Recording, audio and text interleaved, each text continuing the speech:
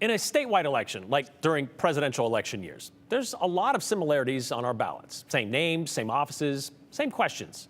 But this November, what's printed on your ballot could look very different from what's on your neighbor's, because it's all about the local races. There's a large chunk of voters across the Treasure Valley, though, whose ballots will overlap, much like the question about the fate of a local fire levy. These choices could determine how fast help arrives when you call 911. And Hunter Funk explains how the districts in Starr and Middleton are once again asking for support, and explains what happens if one city or county votes for it and another does not. Starr Fire Protection District and Middleton Rural Fire Protection. They're two separate districts with two separate boards and two separate budgets. But we have a joint powers agreement to operate as one. So what that does is we have one fire chief, one district administrator, one ops chief, one training chief, one fire marshal. We share 3 battalion chiefs.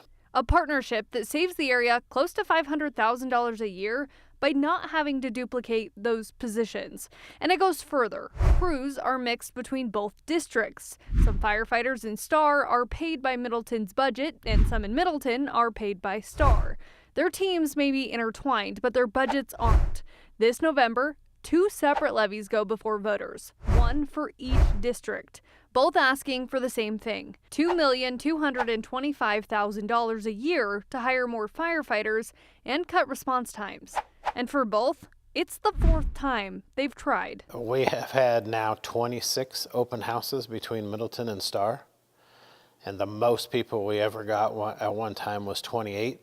Most of the time it's been 2 to 6 people.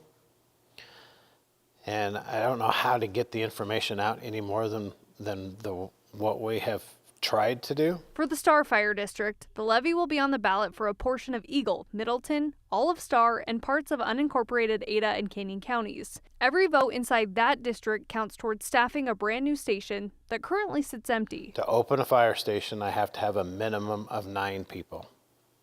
Optimally 12, but the minimum to open that station is 9. The cost of 9 people is about $1.7 million a year of an ongoing expense.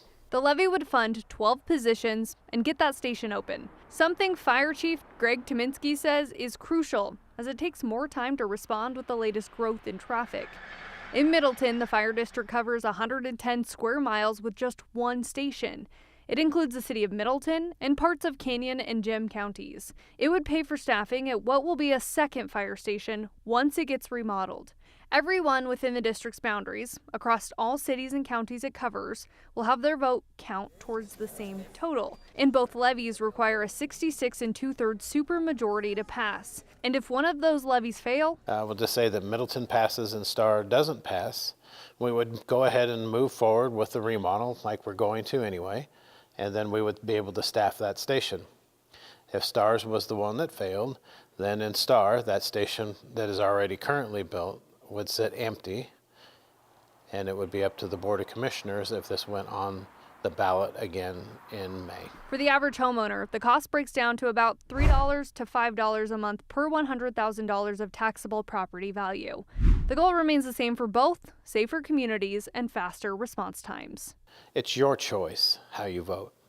I'm not going to tell you to vote either way. I just want you to be informed.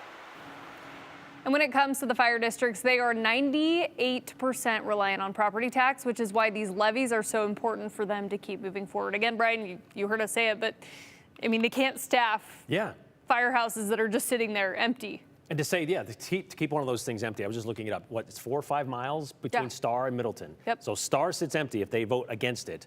That's still 4 or 5 minutes possibly that it would take in that add to that response time. Yeah, and he also mentioned insurance rates are going up. Yeah. Which also is because there's no fire stations around these homes that are being built. Right. That could lower your home insurance. And just to reiterate, because I know this question is coming, impact fees will pay for some things, but not the recurring salaries that are required to staff these departments. Exactly. So the fire station was fully paid by impact fees, by the developers. Growth, paying for growth. But they can't afford, obviously, to pay for staff because that comes from levies. And that's recurring. Yes. All right. Thank you very much, Hunter.